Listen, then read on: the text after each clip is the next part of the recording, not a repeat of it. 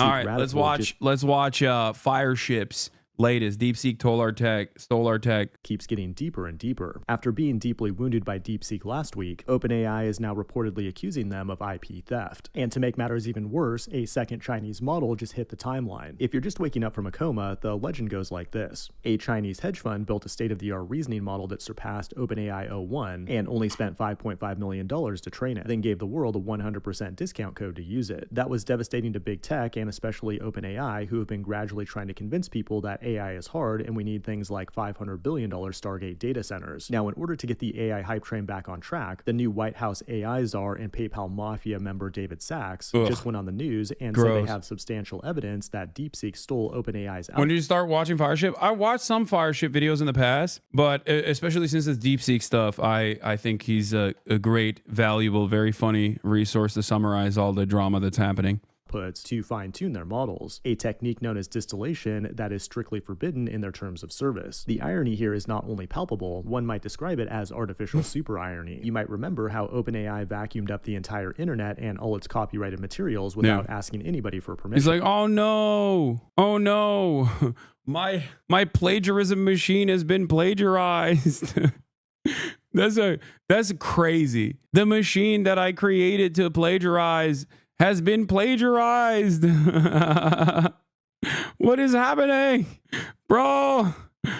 Elon accused them of scraping Twitter. George R.R. Martin and a bunch of other authors are suing, among many other lawsuits around the world. But I need to let you in on a tech bro founder secret. We do shady stuff and then ask for forgiveness later, because once a company reaches critical mass, there's no stopping it. Uber and Airbnb are prime examples, and thus far, OpenAI has mostly prevailed in their copyright infringement legal battles. In today's video, we'll take a closer look at the technical details of DeepSeek, how it bypassed CUDA, and try to find out if it actually ripped off OpenAI. It is January 29th, 2025, and you're watching the Code Report. My conspiracy theory is that OpenAI has been DeepSeek all along. What I don't understand is, like, why can't OpenAI, if they are truly vested in advancing civilization, advancing society by improving and constantly training their AI, even though they recently turned into a for-profit model, despite the fact that it was supposed to not be a for-profit a for-profit company, because they were truly interested in advancing civilization by advancing AI. Why are they so upset that there is another company out there that is, creating a open source competitive product? It doesn't make sense. This was just the most genius marketing trick of all time to assert their dominance. I wouldn't put it past Chief Persuasion Officer Sam Altman. He's just a con man, and he lies to everyone. But now, OpenAI and Microsoft are accusing DeepSeek of distillation, where you take one big expensive model like O1 and use its outputs to transfer knowledge to a smaller model. Thus far, they haven't provided any hard evidence, but there are screenshots like this going around the internet where DeepSeek provides a response that should only come from ChatGPT. That's not a smoking gun though, because this type of content is all over the internet now, so DeepSeek could have learned it organically. However, Microsoft, which provides the servers for much of OpenAI's compute, said they observed someone in China extracting large volumes of data from the OpenAI API, and they believe these accounts may be linked to DeepSeek. In other words, DeepSeek is basically Robin Hood stealing from the rich to give to the poor. Distillation generally provides better results compared to reinforcement learning. Like, the two counter arguments against DeepSeek so far is one, and there is some I think there's some truth to it, or there's a potential that it might be true, is number one, they stole OpenAI stolen information. The information that OpenAI sucked up, DeepSeek stole from them, which is a hilarious thing to say. And number two is that they actually used, like, they avoided the American sanctions and used a lot more processors than they claim they used, I guess, right? Like, that's the other thing. And both of these are hilarious ways to attack this competitive product, because, like, neither of these should be limitations that exist to begin with. Like, AI and things of that nature, especially AI, should be open source. Like, I don't understand how you can even attempt to engage in limitations, engage in digital enclosures on a concept that is born out of literally sucking up everyone else's goddamn data. And the only limitations that should exist are protections for the existing labor force, that, like, government should work hard to, one, ensure some semblance of one, privacy and security against AI, and last but not least, ensure labor protections so that they don't get displaced, and that AI can be a tool, but it should only be used as a tool not to displace the existing labor force or to compete against like wage laborers in the field of art, for example, but rather a tool that those artists themselves can use if they choose to do so. Climate is also another aspect of this. You're right, and to also make sure that this is done as efficiently as possible and not as much of a suck on resources and destroying the planet. Also, I forget what I was gonna say.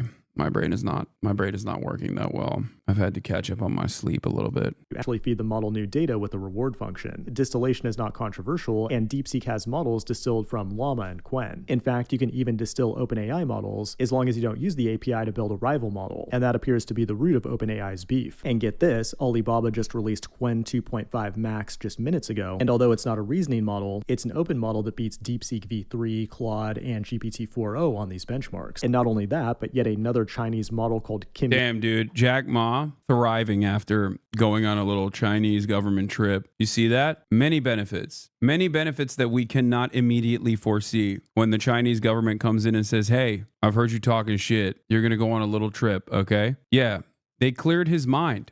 It's important to do things like that. Sometimes punishment in the form of farming the countryside is the best possible way to get back into the Sigma grind set with a new found appreciation. Now, another major criticism of DeepSeek is that when you use it on the web, all your prompts, data, and keystrokes go to China. If you care about privacy, though, you shouldn't be using the internet anyway. Instead, you should use it locally like I did in this video on my second channel. But the most important trend here is that open source is winning. That means if you're a developer, now is the time to start building products people love. And you can do that with a truly awesome open source tool called PostHog. Oh my God, I saw this. I thought this was a joke, bro. This is a real company. That's crazy that they named themselves PostHog. Actually insane. PostHog? Be for real, man. Be for fucking real. Sponsor of today's video. Anyway, like no disrespect to Fireship. Apparently, Jon Stewart was also shitting on China, is what I've heard. He was like talking about how China was only able to undercut American competition by having horrible labor conditions or whatever. Which is such a weird argument to make as a progressive person, because you're like basically admitting that it's good to undercut, to diminish labor protections or whatever, and that they're a simple hurdle to clear. They are an unnecessary hurdle to clear. It's not only cope in the weirdest ways possible, but it also is like a tacit endorsement of the things that the reactionary right and capital owners advocate for. Sad to see, but not unexpected, I will say. The John videos all over the place, good and bad. But yeah, I covered Father Calvin Robinson sig heiling. That's where we're at in modern Western political discourse now, is just people going, "Ooh, I was just trolling." Meanwhile, you're just literally sig heiling.